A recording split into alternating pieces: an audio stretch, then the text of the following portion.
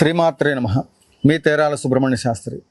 ఉద్యోగరీత్యా ఎదుర్కొంటున్నటువంటి ఒక సమస్యలు, అదే మాదిరిగా ఎక్కడైనా మనం పనిచేసే వ్యాపార సంస్థల్లో కావచ్చు, లేకపోతే నౌకరి ఎక్కడైనప్పటికీ కూడా, అది ఉద్యోగమా వ్యాపార స్థలమా ఎక్కడైనప్పటికీ కూడా వేధింపులకు గురవుతున్నాము.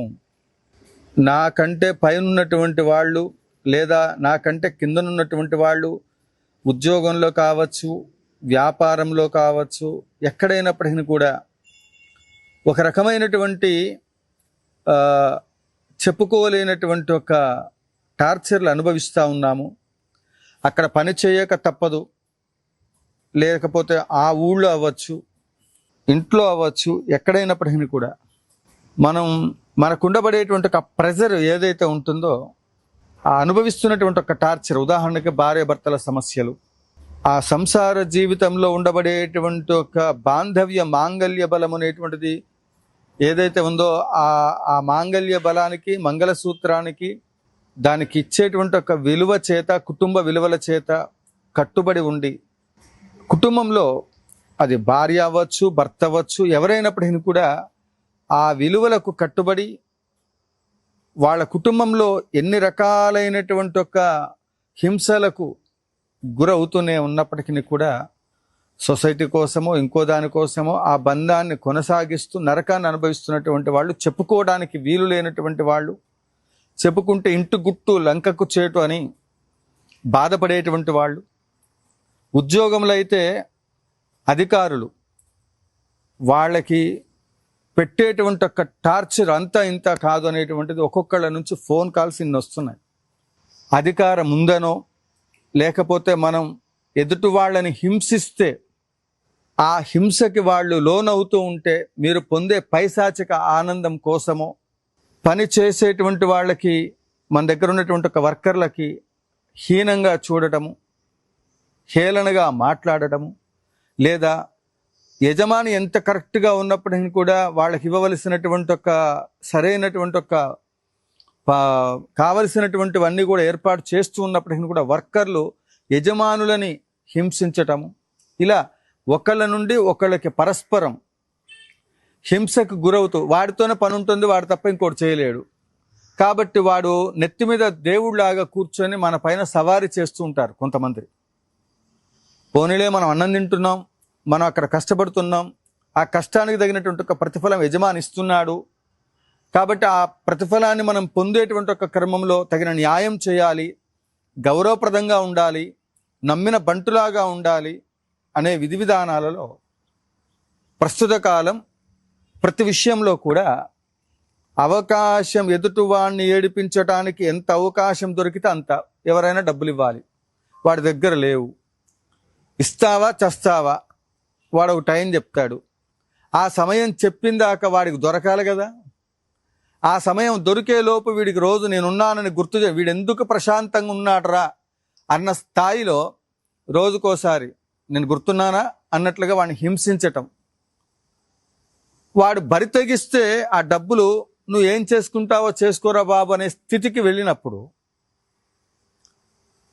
అది చట్టాలు కానీ న్యాయాలు కానీ ఎక్కడైనప్పటికీ కూడా కొన్ని రకాలైనటువంటి ఒక ప్రత్యేకమైనటువంటి ఒక మరి విధి విధానాలని మనకు అందించి ఉన్నప్పటికీ కూడా వాటిని అతిక్రమిస్తూ ఇవ్వవలసినటువంటి వాడు ధర్మంగా వాడు ఉంటే పర్వాలా, వాడు దుర్మార్గుడైతే దాన్ని ఆలోచన చేసే మీరు అన్ని మీరు రిలేషన్ ఏర్పాటు చేసుకోవాలి. అంటే ఒక ఆర్థికపరమైన అంశాల దగ్గర నుండి మొదలుకొని వ్యాపార సంస్థలు అవ్వచ్చు, ఇంకో చోట అవ్వచ్చు, కుటుంబ నేపథ్యం అవ్వచ్చు, ఎక్కడైనప్పటికీ కూడా మీరు హింసకి గురవుతున్నారు. ఉదాహరణకి నిన్న కొంతమంది ఉద్యోగస్తులు ఎక్కువగా నాకు ఫోన్ చేసేటువంటి వాళ్ళలో, సార్ మేము ఇక్కడ ఉద్యోగం చేస్తూ ఉన్నాం, మాకు అక్కడ అది తప్ప దారి లేదు, ప్రమోషన్ పేరుతోటి మేము బయటకు వచ్చాం, కానీ ఆ అధికారులు రాత్రనక పగలనక మమ్మల్ని రుద్ది రుద్ది రుద్ది చావగొడుతున్నారు, కానీ మా టైం ఇది, ఎక్కువగానే పనిచేస్తూ ఉన్నాం, దానికి మించి ఎక్కువగా మాకు మరి ఎక్కువ వర్క్ చేస్తున్నామని చెప్పి ప్రత్యేకంగా రాయితీలు కానీ నాకు రావాల్సిన లబ్ధులు కానీ ఏమి లేకపోగా వాళ్ళు మా పై అధికారులు వాళ్ళు విలాసాలకి వాటికి వీటికి తిరుగుతూ వాళ్ళు పెంచుకున్న వర్క్ లోడ్ మొత్తం మా పైన వేస్తూ ఈ పని ఆ పని చేయకపోతే ఆ నిమిషం ఏమనకపోయినా అక్కడ ఏసీ లేకుండా చేయటము, లేకపోతే ఆ ఉన్న వర్క్ టైంలో మాకు వర్క్ లేకపోయినప్పటికీ కూడా కావాలని ఏదో ఒక రకంగా డిప్యుటేషన్ల పేరుతో ఆ ఊరు ఈ ఊరు తిప్పటము, హింసకు గురి చేయటము. ఇంకొంతమంది అయితే ఆడవాళ్ళని కూడా చూడకుండా మరి వాళ్ళని ఆ కూర్చునేటువంటి ఒక కుర్చీల్లో కూడా బ్యాక్ పెయిన్స్ వస్తూనే ఉన్నప్పటికీ వాళ్ళకి సంబంధించిన దాంట్లో పైన వాడు ఒక రాక్షసుల్లాగా పైన అధికారులు హింసకు గురి చేస్తూ ఉన్నారు. అసలు నేను అక్కడే ఉద్యోగం చేయాలి, వేరే దారి లేదు. ఇలా ఒకటేమిటి, అసలు నిజంగా వింటా ఉంటే అడవిలో జంతువులు మృగాలు ఉంటాయి అని తెలుసు, కానీ మనుషుల్లోని ఇంతమంది మృగాలు ఉన్నారా అనేటువంటి ఒక పరిస్థితి ప్రస్తుత కాలంలో నేను నిర్మోహమాటంగా చెప్తా ఉన్నా. ఒక్కొక్కడికి ఒక్కొక్క రకమైనటువంటి ఒక శాడిజం అనమాట. ఇప్పుడు నేను ఒక వీడియో చేస్తున్నా, ఆ వీడియోలో కింద కామెంటు వాడు మాట్లాడేటప్పుడు మంచిగా పెడితే వాడికి ఒక ఆనందం, చెడుగా పెడితే వాడికి ఒక ఆనందం, ఈ ఇద్దరికి లైకులు పెట్టేవాడికి ఇంకొక ఆనందం. ఈ లైకులు పెట్టేవాడు కూడా ఈ మధ్యకాలంలో ఫేస్బుక్లో వాటిల్లో చూస్తూ ఉన్నా, చనిపోయారనే ఉద్దేశంతో వాళ్ళ గురించి పెట్టేటువంటి ఒక సమాచారం కోసం పూర్వకాలంలో మనకి కార్డులు ఉండేవి, ఉత్తరం రాసి పంపించేవాళ్ళు సమాచారం. ఈ ప్రస్తుత కాలంలో వాట్సాప్ లేకపోతే తెలిసినటువంటి ఒక ఫేస్బుక్ ద్వారా తెలియజేస్తే దానికి లైక్ పెడుతున్నారు. లైక్ ఎందుకు? ఆ చనిపోయింది అది బాధాకరమైన విషయం. చేతనైతే మౌనం ప్రకటించడం ఉత్తమం, అది ఎవరైనప్పటికీ కూడా. ఆడు చనిపోతే నీకు లైకులు పెట్టడం ఏంటి? ఏదైనా జరగకూడనటువంటి ఒక సన్నివేశం జరుగుతుంది, దానికి మళ్ళీ లైకులు. ఆ లైక్ అనేటువంటి ఒక పదానికి హిస్టరీలో మరి దానికి అది ఏ సందర్భంలో పెడుతున్నారో ఎందుకు పెడుతున్నారో నాకైతే తెలియదు. సో ఇక్కడ ఒక్కొక్క వ్యక్తికి ఒక్కొక్క రకమైనటువంటి ఒక పైశాచికమైనటువంటి ఒక ఆనందం ఉంటుంది. ఆనందంలో ఆనందం బ్రహ్మానందం ఇది వేరు, పైశాచిక ఆనందం వేరు. అంటే నా వల్ల ఇంతమంది బతుకుతున్నారు, నేను ఈ కుటుంబాన్ని పోషణ చేస్తున్నానని ఇంటి యజమాని అనుకున్నా, ఒక ఉద్యోగంలో అధికారి అక్కడ స్టాఫ్ పైన నా వల్లనే వీళ్ళందరికీ నేను వీళ్ళ పైన బాసుని కాబట్టి వీళ్ళమైన హుకుం జారీ చేయాలని వాళ్ళు అనుకున్నా, అప్పిచ్చినటువంటి వాడు నేను ఇస్తే తప్ప వీడికి గతి లేదు కాబట్టి వీడు అప్పు తీర్చేంత వరకు వీడు నాకు బానిస అన్నట్టుగా వాడనుకున్నా, వీడు తప్ప నాకు అప్పిచ్చేవాడు లేడు కాబట్టి వాడు సరౌండ్ అవుతూ అప్పు ఎగ్గొట్టాలని చూస్తూ అతన్ని తక్కువ అంచనా వేసి చూస్తున్నటువంటి వాడు వాళ్ళకైనా ఎవరైనప్పటికీ కూడా ఈ రకమైనటువంటి ఒక శాడిజం అనేటువంటి దానికి బ్రాండ్ అంబాసిడర్గా ఎవరైతే ఉంటారో వాళ్ళ బారిన పడి ఎవరైతే కొట్టుమిట్టాడుతూ ఉన్నారో అటువంటి టైంలో మీరు ఒక్కటే చేయండి, ప్రత్యంగిర అమ్మవారి ఫోటో తీసుకోండి, మీ కోపం ఎంత స్థాయిలో ఉందో తెలుసుకోండి. ఆ కోపం ఇంతదా ఇంతదా ఇంతదా ఇంతదా ఇంతదా ఎంతుంది అని ఆలోచన చేసి ఆ కోపం మొత్తాన్ని తీరేంత వరకు, ఒకప్పుడు ఏమంటారంటే అరే నీకు కోపం వచ్చిందా 1 2 3 4 5 6 7 8 9 ఇలా మొత్తం వరుస నెంబర్లు లెక్క పెట్టు, లేకపోతే జపం చేయి, సాధన చేయి, అది ఇది. కానీ నేనేమంటానంటే మనలో ఉండబడేటువంటి ఒక ఈ ఆక్రోశం, పూజలు పునస్కారాలు అనేటువంటిది లేకపోతే, అసలు ఆధ్యాత్మికమైన వ్యవస్థలో ఈ జప యజ్ఞ యాగాది క్రతువులు లేకపోతే, ఎదుటివాడు ఈ విధంగా నరకాన్ని అనుభవిస్తున్నప్పుడు ఆ పడుతున్నప్పుడు భగవంతుడి దగ్గరికి వెళ్ళి చెప్పుకోవటం వల్ల వాడు క్రైమ్ చేయట్ల, ఇది గుర్తుపెట్టుకోండి. ఆ భగవంతుడి దగ్గరే వీడికి ఉన్నటువంటి ఒక కోపం మొత్తాన్ని తీర్చుకొని వీడి వల్ల ఇబ్బంది పడుతున్నాను స్వామి, వీడి వల్ల ఇబ్బంది పడుతున్నానమ్మా, నాకు దారి చూపించు తల్లి అంటే ఈ ప్రకృతిలో అతీతమైన శక్తి ఏదో ఉంది, అది మనం నడిపిస్తా ఉంది. ఈ ప్రజలంతా కూడా పూర్తి స్థాయిలో తగ్గిపోయి ఆ తర్వాత ఆ ప్రకృతి స్వరూపంలో ఉండబడే ఆ దేవత, ఇతను నమ్ముకున్నటువంటి ఆ భగవంతుడు వాళ్ళని హింసకి గురి చేసేటువంటి వాళ్ళని మన దగ్గర నుంచి దూరంగా పంపిస్తుంటారు. అందుకే అనవసరంగా ఎవరిని కంటతడి పెట్టేటువంటి ఒక ప్రయత్నం చేయొద్దు. కొన్ని కర్మల చేత పూర్వజన్మలోనో ఈ జన్మలోనో మంచో చెడో దేని కర్మలో ఇక్కడ సమస్యలు వస్తున్నాయంటే దానికి కారణం ముందు మనలో ఏమైనా లోపం ఉందా చూసుకోవటం, ఎదుటి వాళ్ళ లోపంలో ఉందా, దానికి ఆ లోపాన్ని మనం సరిదిద్దుకొని మనం ఏ విధంగా మన జీవితంలో ముందడుగు వేయాలనేటువంటిది ఆలోచన చేయటం, ప్రతిరోజు ప్రణాళిక వేసుకోవటం, డైరీ రాసుకోవటం. ఈరోజు నేను ఎవరితో ఎంతసేపు మాట్లాడాలి, కుటుంబంతో ఎంతసేపు మాట్లాడాలి, వ్యాపారంలో ఎంతసేపు సమయం కేటాయించాలి, పిల్లలతో ఎంతసేపు మనం ఈ యొక్క యోగక్షేమాల గురించి మాట్లాడాలి, తల్లిదండ్రులకు ఎంతసేపు సమయం కేటాయించాలి.